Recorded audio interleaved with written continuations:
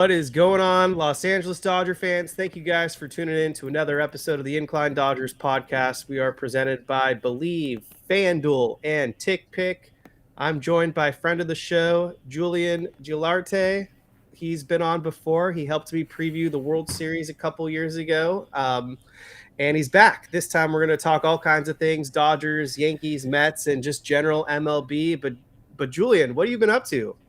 I've been working a lot of stuff this offseason, like doing stories, posting a lot of content and videos and clips, like Yankees and Mets, even jumping into the Tigers world a little bit. So, I'm definitely keeping myself busy. I'm really trying to just, talk about all of baseball and not just, Yankees and Mets, but obviously because I'm from the New York area. So, I've been active on X. So Julian Guilarte one is my account, as everyone could see. And then, I'm working on a lot of stories, and then it's going to see what spring training looks like. I'm going to get some coverage and some capacity. So, and WBC has been big too. That's been taking up a lot of my time with all these commitments, like stuff I do with World Baseball, and like how I might be going to Puerto Rico for the WBC. So that's definitely on the table.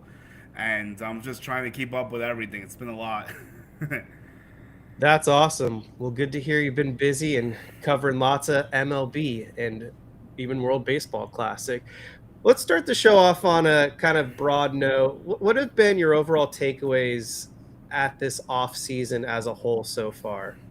I think it's been interesting and surprising. There's been a lot of twists and turns. I think a lot of my biggest takeaway is that everyone's had to seem to settle for short-term deals and the long-term deals. I mean, even with Tucker and the Dodgers, which we're going to go into at length, obviously, Bo Bichette and the Mets, there's been a few of these examples. I mean, Pete Alonso and Kyle Schwarber got long-term, yes. Even when you look at the pitchers, Mike King is short term. Framber and Gallen are still sniffing around. Ranger got his 5 years, so that's long term.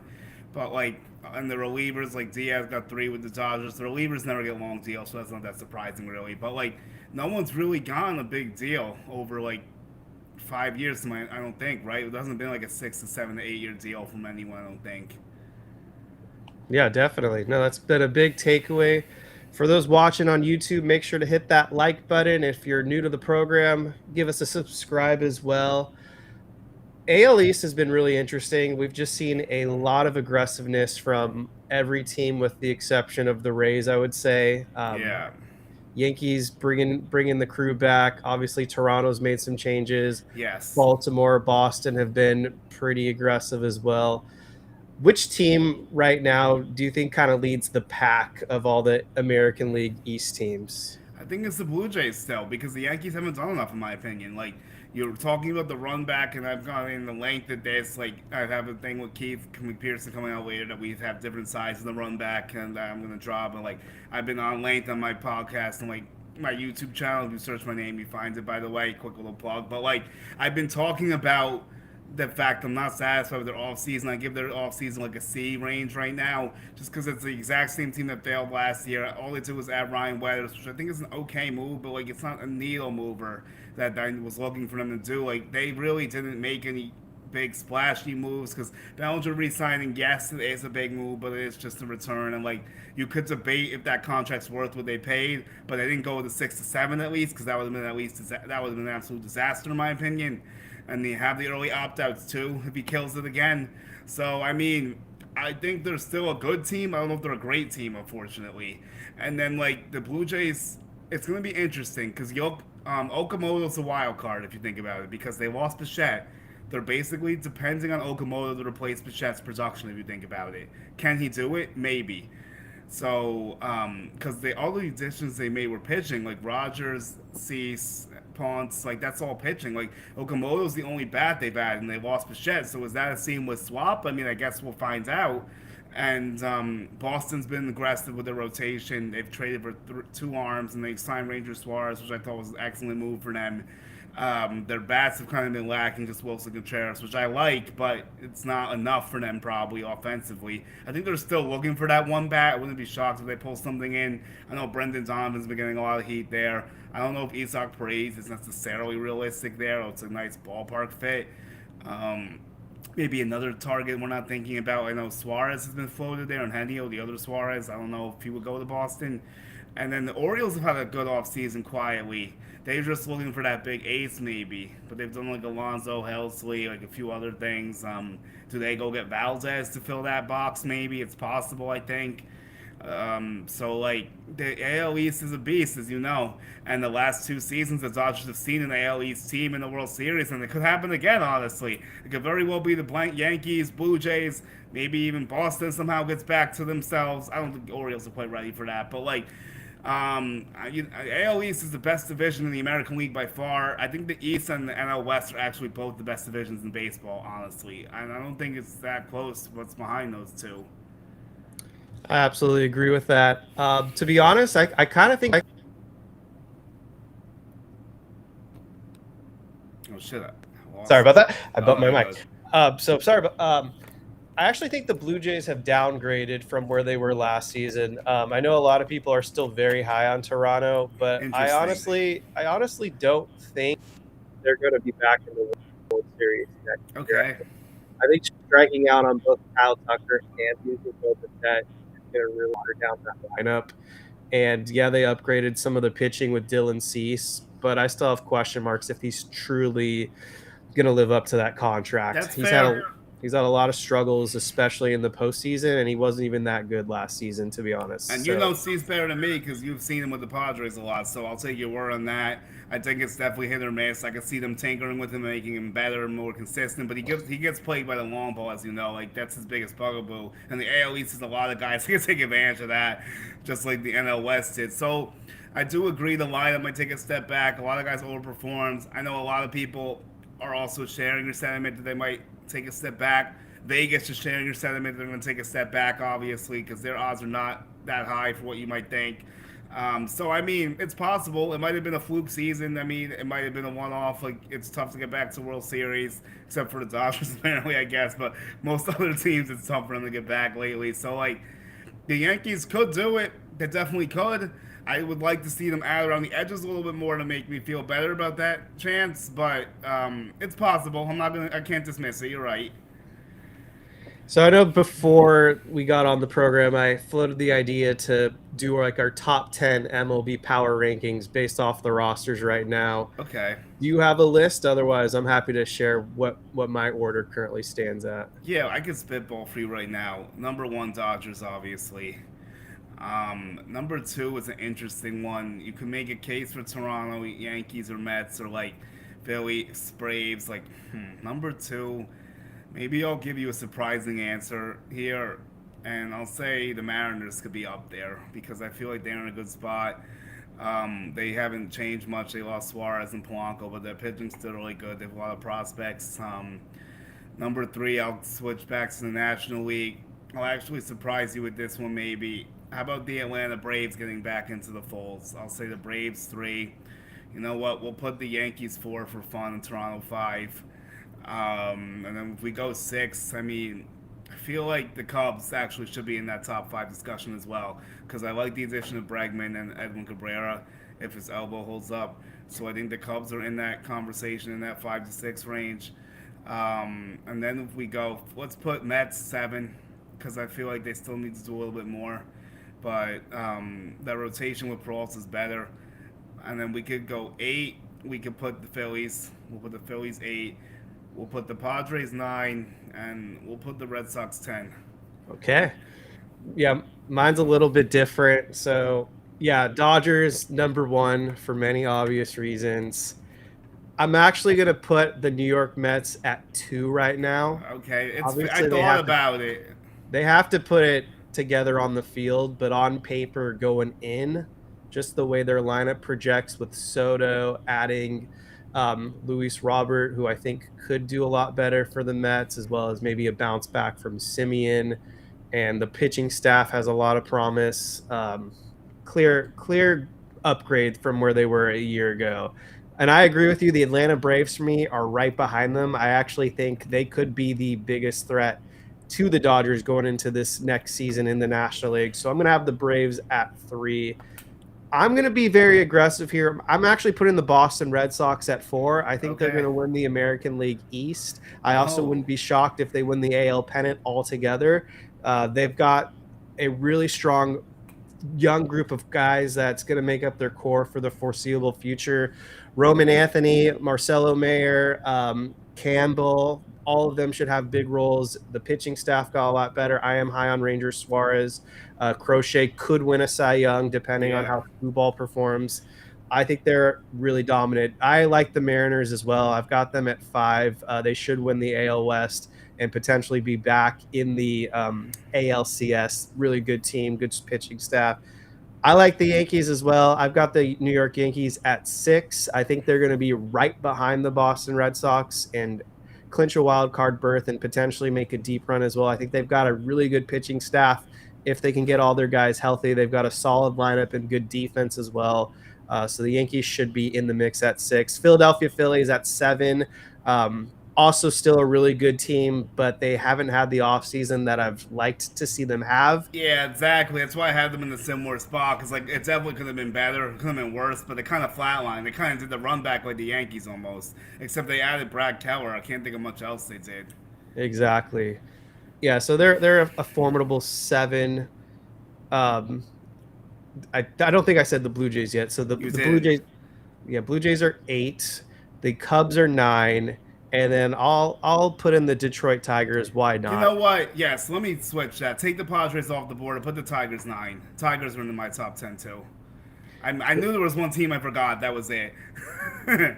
Yeah, those 10, they all should I like be that. Yeah. perennial postseason Yeah, contenders. we were pretty close. I think we just jumbled our order a little bit.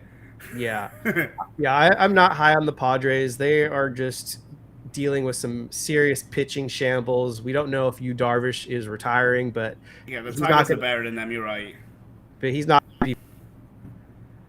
season anyway, so we don't need to worry about Yu Darvish. Brewers, they need to fall back down to earth. I don't know how they won 97 games last season. They got pummeled by the Dodgers in the NLCS, and they It was haven't done embarrassing. anything this offseason. No, they did. They traded Freddie Peralta. Right.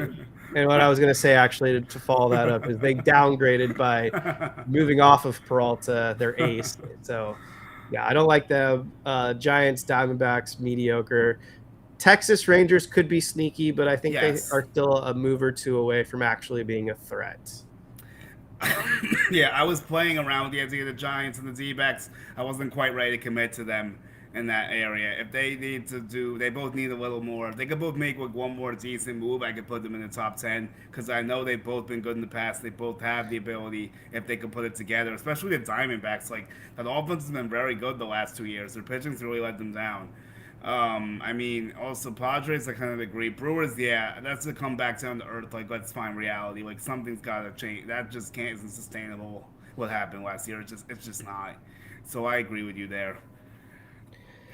I'm having some technical difficulties with my chat live stream for some reason. It's not letting me view it on Restream, but I have it on my YouTube app on my phone, so I'm kind of looking back and forth. But That's if you have, happened to me too. I don't know what the hell's going on with that. yeah, it must be a site error then. But if you I have don't questions know. for myself or Julian, feel free to drop them below in the YouTube chat. I can see them. I just won't be able to flash them on the screen. But yeah, we'll take your questions along the way. So are you a prospect follower by any chance? Absolutely, I am a prospect follower.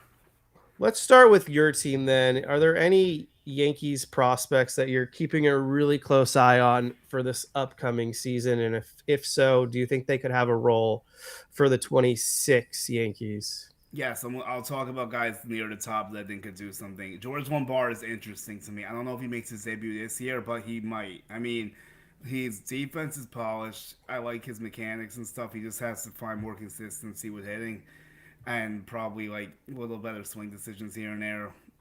He struggled like in Double A, but he plays in the Eastern League, which is pretty hard offensively. But he could maybe debut late in the year if they need help in the infield. If Volpe still can't figure it out, or McMahon is a problem, or that third base platoon situation with Rosario kind of collapses, maybe there could be some wiggle room for Lombard. I know Kylie McDaniel's very high in him too. He ranked him 20th in the top 100, which was pretty aggressive for me. But I mean, sure, why not? Let's see what he can do. I think I'd like to see him debut towards the end of the year if it's possible. He's also pretty quick. He has great defensive fundamentals. The bat just has to catch up to the glove. Like he can be a very solid big leaguer. I think Elmer Rodriguez is another guy I'm watching for. He's a guy that's on the verge of being called up in their rotation if they need help for depth purposes. I think he could be a name that you see. And then my third guy is Carlos Grande. This guy throws over 100 miles effortlessly, like 103 at times. His breaking stuff is developing better. The only issue is he a starter reliever? Maybe I would like to see them exhaust all the options for starting just because of the special stuff he has. But there's definitely a scenario I could see him getting called into their bullpen late in the year. Those would be my three guys I would really look for the Yankees to maybe make something happen in 26. And then Spencer Jones is kind of screwed now because of the situation with Cody Bellinger. So I don't know what's going to happen with him. He might get traded. So I don't know. Those are the four names that you got to watch, in my opinion. If Spencer Jones is ready, I would try to find a way to get him in the lineup over Trent Grisham. Just saying. I mean, yeah, I just like they compounded their outfield again. Well, I wouldn't have wanted both of them back. I would have preferred if only one of them came back. Like that's another reason why I'm not that happy with the offseason because I wanted to see something change, and they kept the lineup exactly the same basically. And I know it was good in the regular season, I get it, but like it hasn't translated to October for the Yankees ever basically in this new era of like them not winning since '09. It never comes through in October for some weird reason. But they do make changes a lot, and it still doesn't work. It's just like I think they need more balance again. Like they went from too many lefties to too many right. They went from too many righties to too many lefties, and now they're still stuck with the too many lefties because they don't have that. I mean, Judge is the beast, obviously, and Stan. But other than that, like the righty pop is not on that team really. Where is it? Like Rosario in a pinch, I guess. Like it's nowhere. No one else really has that. We must be getting close to make it or break it territory for Jason Dominguez, I have I to think imagine. so. Yeah, and that's another. He's in a tough spot too now because of the Bellinger situation. So like, it's tough to keep both of them at this point with five outfielders. So like, I don't know what's gonna happen. I feel like one of them might go, or they ride it out again. Dominguez fourth outfielder. He comes in when Stan inevitably gets hurt, which is gonna happen. So there could still be a role for Dominguez, obviously, because Stan's gonna miss time. It's obvious. And that can when that happens, you could DH Dominguez maybe if you're concerned with the defense and left and then maybe Spencer Jones gets a look somehow too. But it's tough to keep both of them, and I think you probably have to trade one of them soon before they lose too much value. Because like the way the Yankees are playing, it's like it's not going to help their value either one of them. Flipping over to the Dodgers now. So there's a lot of different prospects lists out there, whether it's MLB, Fangraphs, Kylie McDaniel of ESPN, Keith Law of Mm-hmm. The Athletic. I tend to usually go off MLB pipeline just I because like that too. there's a lot of different cooks in the kitchen. So I feel like the collaborative process is a little bit more accurate in my opinion. But the Dodgers have five players, all position players in the top 100. The first four, and they're pretty much a consensus on every list. They're all outfielders, and Josue de Paula tends to lead the pack. He's actually 15th out of 100 right now. He's in Double A. Could get called up potentially as early as this season, more likely 2027, just based off the Kyle Tucker addition recently. The Dodgers outfield, as I'm sure all Dodger fans know, is currently filled with Pages, Teoscar, and Tucker. So it'd be hard for any of these outfielders to really crack some meaningful playing time unless there's an injury. But we've got DePaula at 15th, Zaire Hope also in Double A at 27. They acquired him from the Michael Bush trade. For those that wanted the reminder, Eduardo Quintero, he's at 30th. So three guys in the top 30. Yeah. Another outfielder at Huh. 60th. They got him from Gavin in the Gavin Lux trade. Mike Sirota, he's in high A ball right now. He's been doing really well for the Dodgers and someone that you should continue to just follow along because he could be an impact bat in 2 years.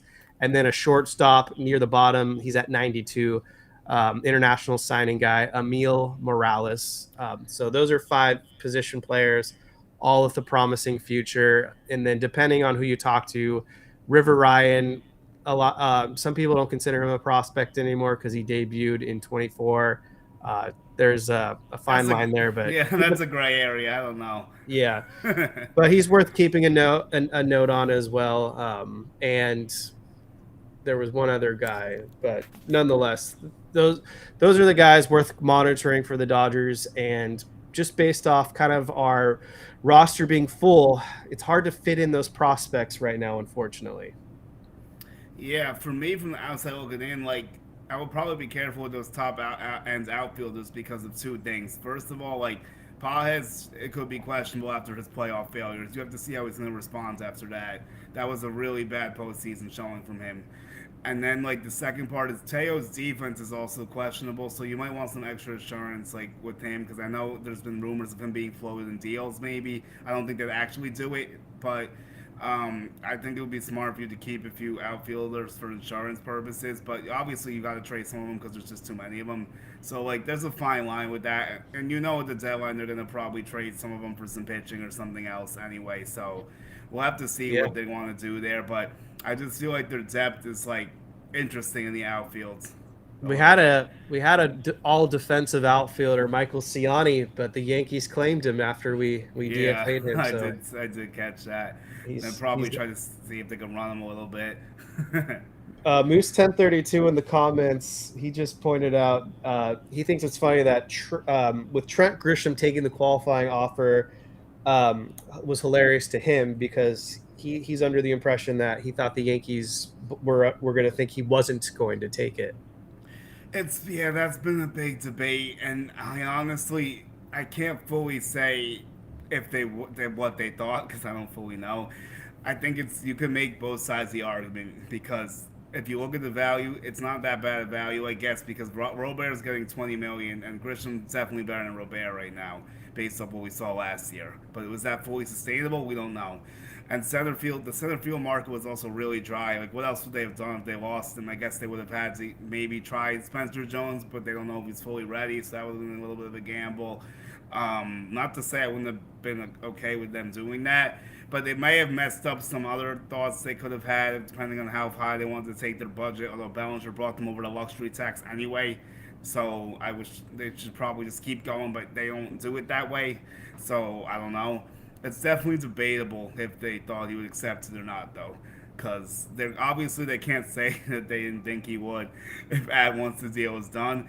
But I know Heyman was saying he didn't think they would before it happens. I do remember that. So like, I don't know. It's interesting. But what type of deal do you think Grisham would have gotten in this market? I don't think it would have been the same AAV, but could he have sought a 2 or 3 year commitment from someone? Like maybe. I mean, I don't know.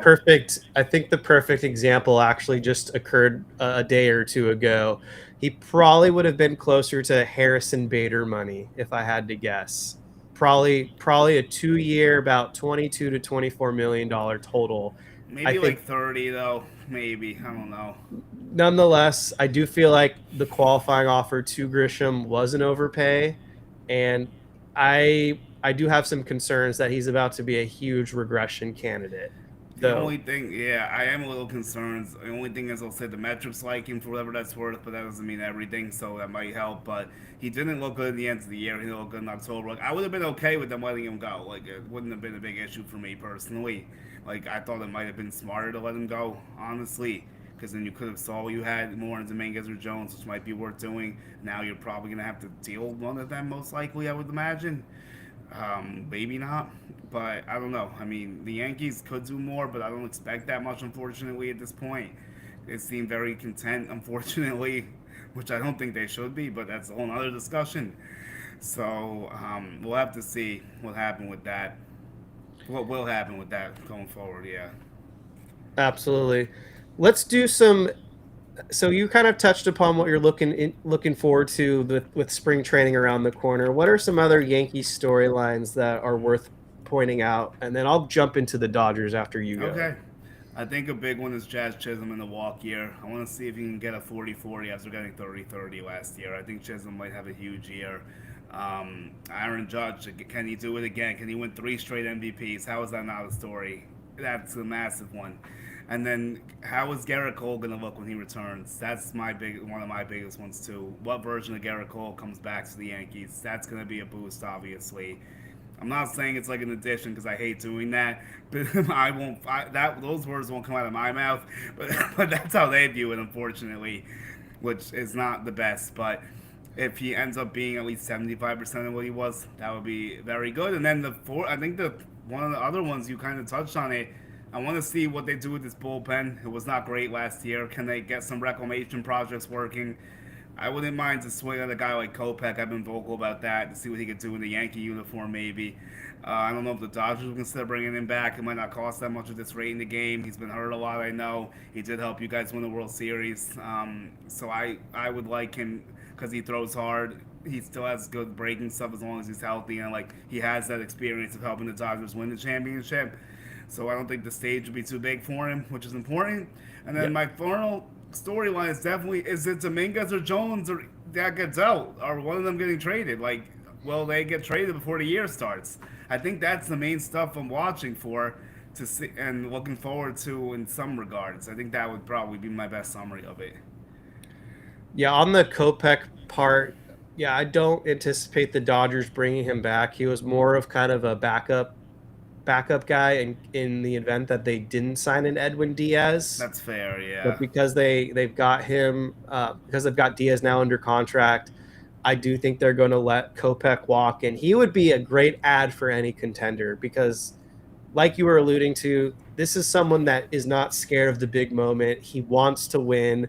What went down in the White Sox was not a true reflection of the type of mentality this guy showcases. He was a huge part of that 24 title run, and unfortunately, he just had too many injuries last season, so Yeah. he wasn't needed.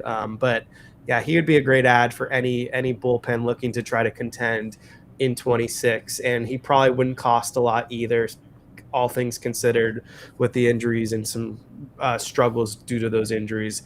So I'm going to shift gears to the Dodgers now. But before I do that, the Super Bowl is less than 2 weeks away. My heart was broken. The Rams choked Oh or man. lost. I was devastated. But we've got on Fanduel now the Super Bowl odds, and this should be an electric game. Right now, the Seattle Seahawks have a 4.5 point spread edge over the New England Patriots. They're huge money line favorites as well, minus 235. But if you are on the Patriots side and you want to take the money line plus 194 right now to go New England, this is on FanDuel. The over-under is 45.5. So get in on that now if you have a strong lean one way or the other, because as we all know in the betting market, things can quickly shift.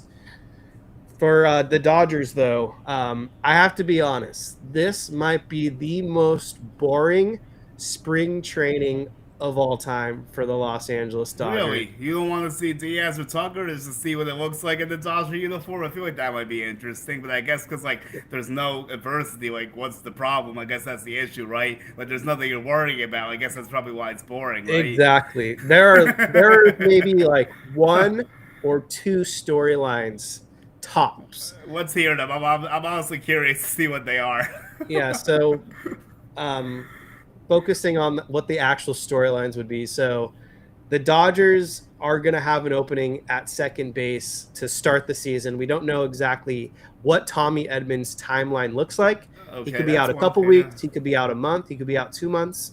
We just don't really have the injury details yet. But the expectation is he will start the season on the IL. So I'm guessing Miguel Rojas will see the lion's share of second base at bats early on. But because he's up there in age, this is going to be his last season as Mm-hmm. it's made official. They're not going to want to wear him out. So he might play 3 or 4 games in a week, and then they'll platoon him or spot start someone else. So his son Kim will be in that mix. Alex Freeland could be in that mix. Andy Ibanez, he could end up just playing more than we think.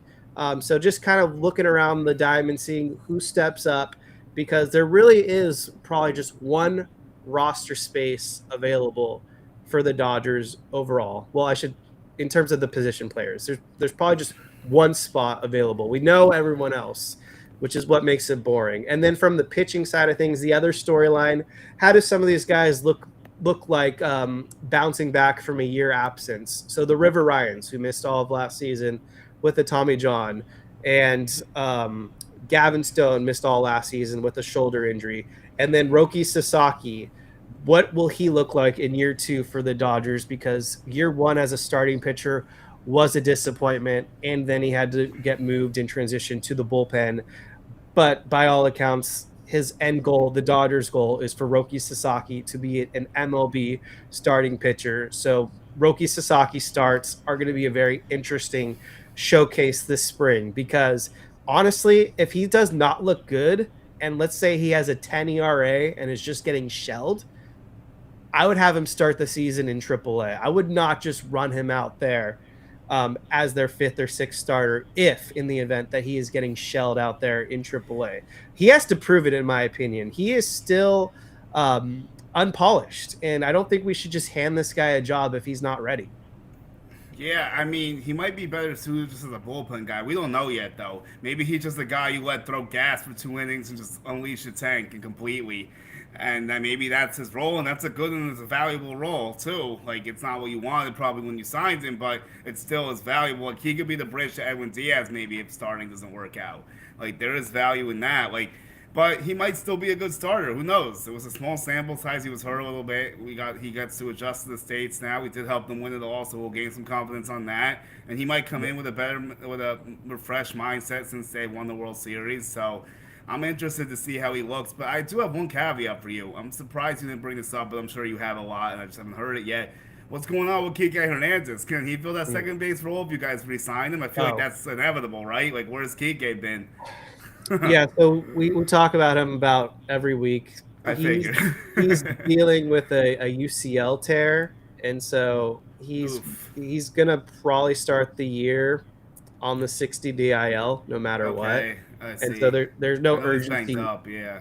Yep, there's no urgency to sign him right now, and when they do, he'll start the year on the IL. So that's why he's not even in this conversation right now. So I understand. I didn't know how serious the injury was if he could be ready for opening day. I just knew it took him out of WBC because he definitely would have played for Puerto Rico if he wasn't hurt.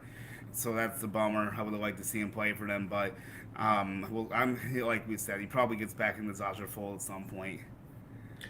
Yeah, so going backwards now with Roki Sasaki, his thing right now is he throws a fastball. It's been as low as 93. It's been as high as like 101. So yeah, it's a big wide range there. So finding that consistent velocity for Sasaki will be huge.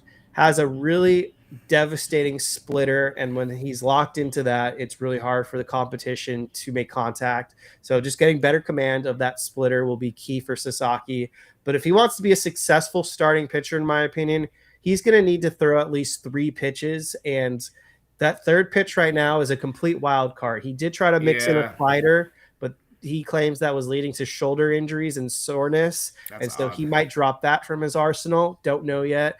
He's trying to work on throwing like a cut fastball. So maybe he throws a cutter moving forward and starts to use that this spring, but this is still remain to be seen. Or maybe he tries to do some type of hybrid and throws a sinker cut or something like that. But he needs to find a third pitch, in my opinion, if he wants to be a successful pitcher. Otherwise, if he doesn't have command of that splitter, then his opponents will just be sitting on that fastball. And we saw that this can lead to some loud outs or even home runs. Yeah, no, I think it'll be cool to see if he could add that third pitch. That's interesting with the slider hurting him. That means his mechanics are probably all messed up. Like someone might have to fix his mechanics too, honestly.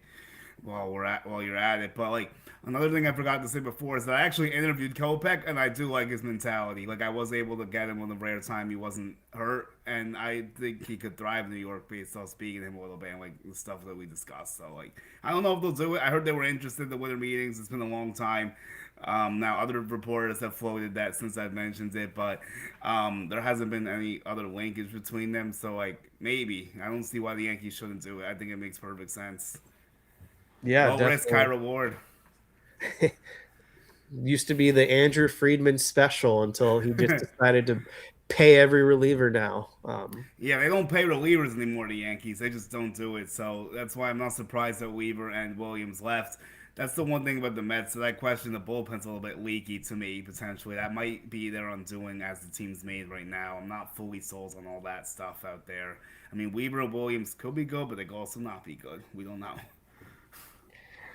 For those watching live right now, we will take questions. Make sure to hit that like button as well. But if you have questions for me or Julian, you can slip those in there. I have my phone to my left so I can see what your guys' comments are. It's a little harder than usual for me to be more proactive. But I do see the chat moving. So thank you guys for watching. So I'm working on a segment that eventually I'll get to do the full list, but where I'm going with this is I'm trying to rank all of Andrew Friedman's free agent signings from his very start as the Dodgers president to Oh current, wow. or, Okay. or up until last season. I'm not going to do the Kyle Tuckers and Edwin Diaz's because they haven't played yet. Yeah, we So, don't. Yeah, you don't know. Yeah, but exactly. it had me thinking, and I will do a little bit of a teaser in a second. But for you, as a Yankees guy, what were like a couple free agent moves over the Cashman era that just drove you nuts? Whether it's because they didn't perform well Oh or man. it Oh just god. it didn't pan out. Okay, a couple, and I'm gonna pigeonhole this from like 2009 on, sort of. I'm not going before that, so everyone can worry about 9 on. The top one's obviously Jacoby Ellsbury. That's one of the worst deals in franchise history. DJ LeMahieu, the second time was obviously a disaster, although at the time it's hard to blame them for how they did it, but obviously the results were terrible.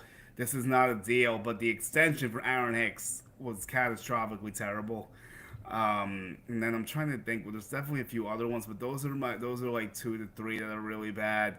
I mean, the Brian McCann deal kind of sucks because he wasn't that great for them, and then they traded him to the Astros, and he helps them beat the Yankees in the ALCS. So that one was really irritating. And there's got to be another pitcher I'm missing that was a whiff somewhere. I mean, trades I could go on and on, but you're asking for just signing, so like. Give me a second. I'll definitely try to think of another one or two. I know they're in there somewhere. For sure. So this one is going way back. It was one of Andrew Freeman's very first signings, and he just drove me nuts because he was either hurt or would just get shelled, or he would have an occasional good start, but he just never really helped the Dodgers. Brandon McCarthy, all the way back Hmm. in 2015, former Yankee, if I'm not mistaken. Actually, wasn't he a Yankee? He was a Yankee for a second in 2014. I thought, right? Yes, the Yankees had McCarthy. You're right. Another really bad one is Marcus Stroman. That one was pretty rough. Um, and then, like, if you want to go back before '09, I could give you two terrible ones that stands out. Kei Igawa and Carl Bavano were both god awful, so I gave you a nice 5 right there, even though I broke my rule of going back before 2009.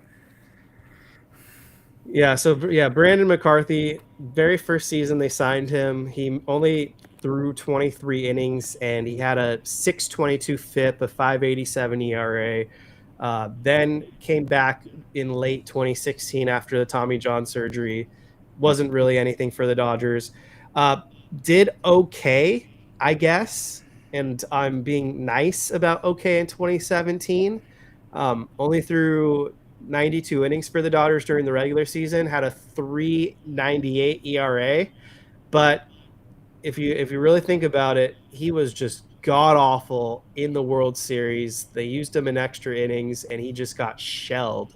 Gave up some crucial home runs, and the Dodgers went on to lose that game after Kenley blew the save. But I was not a big fan of Brandon McCarthy by any stretch. Dude was just a disaster. Another one that never was a really huge fan of, and I'll elaborate more in the future. But I noticed that after the Dodgers had traded for Howie Kendrick from the Angels, they did re-sign him immediately after his first year, and the dude was useless for the Dodgers. He was supposed to play second base. He didn't end up playing second base. They moved him to left field. Chase Utley had to man the second base position, and Kendrick used to be, all-star level, good hitter for the Angels, and he just didn't do that for the Dodgers.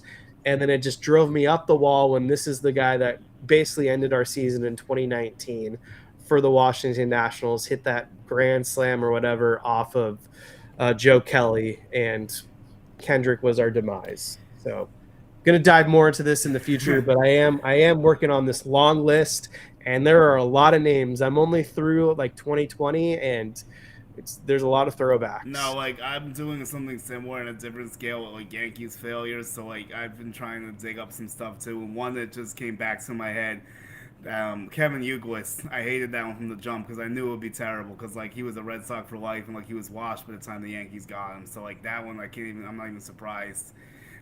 There's so many other ones too, but I'll spare everyone. It's just like it's been a tough little stretch, but sometimes you just got to deal with them and just get over them. But other times they cripple you, so it depends. Where do you think Aaron Boone's seat currently measures in terms of from cold to hot right now? I'm gonna say it probably should be hotter than it is, but I'm gonna say it's lukewarm, just because like going into the potential stoppage. Let's say the Dodgers three-peat or something, and the Yankees fail again. Like at some point, Howe has to look at this and be like, "What the hell's going on?" Like it's 9 years of the World Series. Like you would think at that point he would like finally do something, maybe, or at least entertain the idea. I think his contract is maybe like 2 years left, so I think it might only be a year left possibly after this one. So it might be workable at that point if he doesn't get it done. I would say like if the Yankees miss the playoffs, I would definitely keep my eyes open if they somehow miss the playoffs and really underachieve. Even if it's like an early exit, I think it should be entertained. Honestly, like if they don't make the World Series, honestly, I'd even do it in my opinion, just because of like it just hasn't. It's just not lining up with like what I expect. People feel differently, but it's not meeting my expectations personally at all. It's been too much without winning. Like he is the longest tenured Yankees manager now, by like 3 years without winning a World Series. Like everything's completely changing of what we used to know growing up, and it's just to me, it's not acceptable. When Hal's like okay, and he's complacent with it, but I think that I think I'll say it's lukewarm though, depending on like if things spiral out of control in the wrong way. Like if let's say there's a 2023 situation, there's a big injury, and they miss the playoffs, like maybe that would do it. Like I don't know, like it would. I mean, they should still be a playoff team, honestly, even if I'm not satisfied with the offseason. Like, it probably is a wild card at worst, but you never know. The bottom could fall out if like certain things don't materialize or there's regression from certain people. Yeah, that makes a ton of sense to me. Unfortunately, it's just a very slow week right now. We're kind of in that weird transition phase where Mm-hmm. we're getting ready for spring training. The rosters are fairly set. I know there's still a couple notable free agents out there, but from where it stands on the Dodgers end, I don't expect them to really make any more moves. Dave Roberts wants to manage the 2028 Olympics team for Team USA. I don't know how that's possible, but I'm not going to really throw many thoughts at that right now because that's still a couple years away. But nonetheless, we are in kind of that weird period right now. But Julian, appreciate you coming on. Anything else you wanted to talk about real quick, or any other Yankees or just general team predictions you wanted to get out there? Yeah, I mean, I'll try to do a quick rundown. I guess like I feel like the Mets are a playoff team. They might win the division. Maybe I was a little low with my ranking, but I think they still make it. Yankees, like I said, playoffs. I like the second place prediction for them though. Again, I don't know if they're gonna win the division, whether it's Toronto or Boston, but I think they will make it.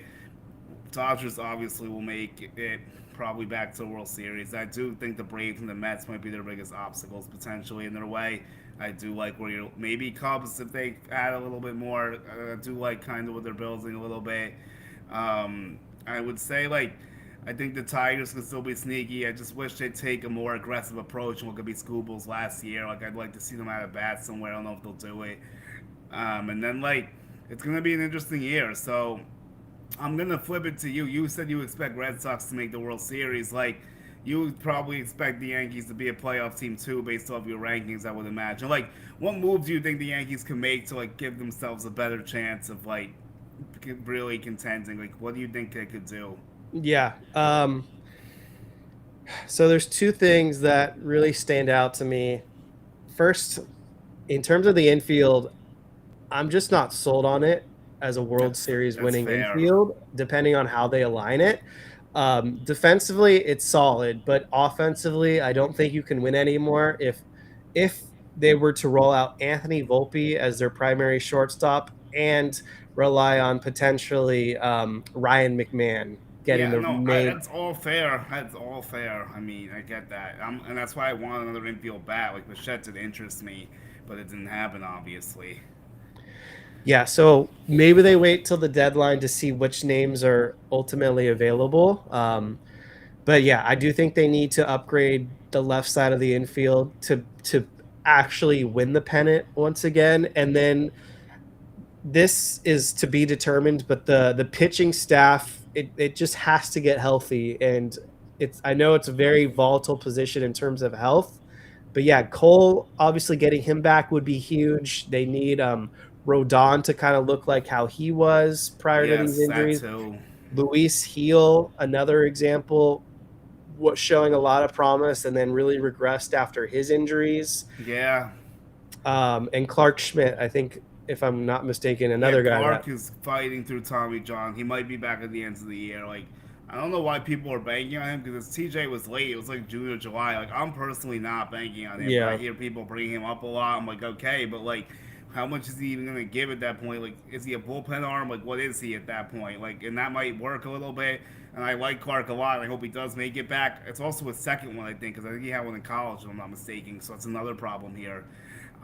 So I'm hoping that everything turns out okay there. But you're right. I like those two marks. My third one, like I said, is bullpen. I think they need another piece in that bullpen, like a Yeah. high leverage arm still, because like you have Bednar closing is great. I mean Duval, as you know, is very volatile. It could be great, could be awful. You never know. But hopefully, if he can be consistent, I like Fernando Cruz and Jake Bird's a big question mark, but I just think they need one more guy that I feel better about giving the ball to Bednar probably. And Kopech could be that if he's healthy and they sign him and everything. Like that's a guy worth taking that chance with. Do they do a trade for Garrett Clevenger maybe? The Rays have been selling a lot of stuff. Like could they do that? Like that would be something to look Yeah. at maybe. Or like a Jojo Romero could help a little bit, but I don't know if he's necessarily a setup guy, but he's out there and he could be a Yankee maybe. I don't know, but that's an area I'm looking at a lot too to see what they're gonna do. Definitely. Yeah. No, I agree. They could use an arm. Paul Blackburn, I don't really understand the hype with him. That felt like a lazy signing, unless I'm missing something. But I Blackburn has just never. think it's something like I don't know, bro. Like I don't love it either. I think it's just something that like they want to see if they can Luke Weaver him. I think that's my only guess. Got it. Yeah. All those points about the Yankees very valid. I haven't done my full research yet to truly give valid predictions of who my breakout candidates are going to be, other than Roman Anthony. I do think is going to be in the MVP conversation next season. But other than that, I Wyatt Langford, I would expect him to profile a lot better offensively too for the Texas Rangers. And then in the National League, he already took huge strides this season. But Jackson Churio for the Brewers, I think he's going to take his game to the next level. O'Neal Cruz, I think he's going to have another step forward with his bat. He showed some great flashes, and then he kind of jumbles up and down. Ellie De La Cruz, he had a horrible second half for the Cincinnati Reds. This is supposed to be a superstar, a Boris client. He's going to need to really step up his game as well for Cincinnati. So obviously he's not a sneaky name by any means, but someone that should be playing better than he has so far. And then the Arizona Diamondbacks, the one name I'm continuing to look at and wondering if he's ever going to put it together, Jordan Lawler. This guy was Yeah, supposed to be a top prospect and maybe the shortstop of the future for Arizona, and it just has not panned out. And now Perdomo has the keys to shortstop, so Lawler's going to have to find himself at second or third. those are all good ones. I like a guy. I'm looking at JJ Weatherholt with the Cardinals. I'm excited to see what he's gonna do because they're giving him the reins fully when he gets the call up. I think. I know they have Mason Wynn too, so I don't know where they're gonna put Weatherholt offensively because Wynn's a great shortstop, but I think Weatherhold's the guy to watch. Biggest guy I'm looking forward to. I'm actually going a different lane here. I'm giving you prospects instead of like guys in the league. I like Kevin McConnell from the Tigers. I think that guy's going to be a beast. I really want to see what McConnell does. I think he gets the call this year. He might even make it out of camp. Like I covered him in the AFL a little bit, and he's all about ball. I think he's great. I want to see what he's going to do. Like those are a few guys I'm watching for. Like I want to see the prospects that break in and see what those guys do. Like the rookies. I was just quickly looking for rumors to try to give the people something because I know my audience loves Yeah, we're in rumors. struggle mode now. According to Bola VIP, and they're citing Ken Rosenthal on what he said on Okay. foul territory. So I have not listened to this, so I can't validate if it's true or not. But apparently, the Chicago Cubs have strong interest in acquiring former Dodgers top prospect, starting pitcher Bobby Miller. So I want everyone to just Oh, keep an eye on that. okay. I do, and I've reported on the show. The Dodgers are shopping Bobby Miller. I think they have seen enough from him. This is a true change of scenery guy. So Bobby Miller could go to the Chicago Cubs. Keep notes on that. Other than that, I don't know what else rumor wise there's out there, but I do think Bobby Miller will get traded before the season starts. That is my I'm hot gonna. take. I can see it. I'll ask you something completely random, but it's an ex-Dodger. Do you think someone will take a shot at Tony Gonsolin? Oh, I have not heard Tony Gonsolin's name dropped once this off season, but Tony Gonsolin, well, he is dealing with injuries, so maybe that's hurting his market. But Yeah. Tony Gonsolin just screams low market, small market team right now. Brewers. Milwaukee would make sense, but I'm thinking even worse than Milwaukee. We're talking like, Like Pirates, White Sox, like yeah, White Sox, Athletics, Twins, teams that are just oh, not okay, anywhere okay. near being a threat. Angels. Might as well throw Angels, another hit ring he's in the gonna hat for go the to a bad Angels. team. You're probably right. It probably makes sense for him too, because he'll get an opportunity to start, which gives like to see if he can still do it. Maybe. But yeah, I think he just had a second elbow surgery or shoulder surgery or some type of surgery.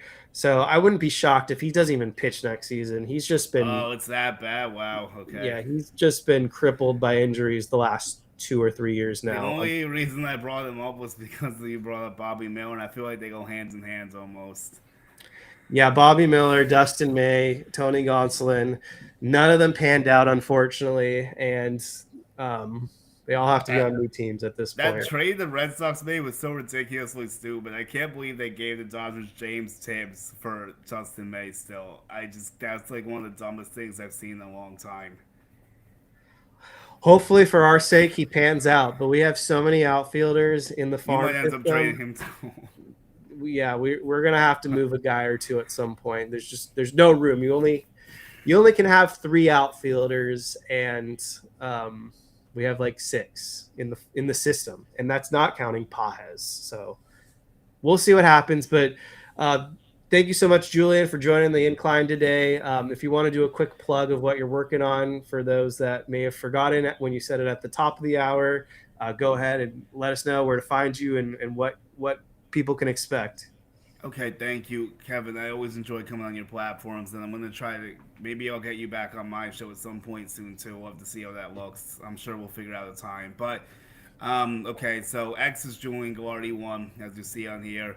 If you search my name, you can find me on YouTube. I do the Julian Guilarte show. Try to get at least 2 episodes up a week. This week we'll probably have something coming soon, and then a new live and a pre-recorded one. So I'm be doing a lot of podcasts live.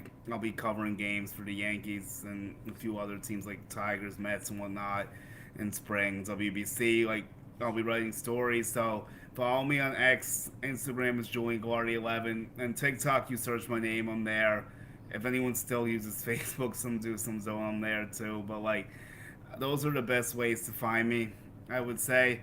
And I appreciate you sharing your audience with me, and hopefully we can collab on some stuff in the future. I'm sure we will. Excellent. Quick plug for BC, who's in the chat. He did ask where the real question is, where does Chris Taylor go? And that is a great question I because forgot I about have no him. clue. Probably Yeah, nowhere. He should probably retire, to be honest. But it's possible. Yeah, I don't know. thank you all for watching, and we're signing off now. Thank you.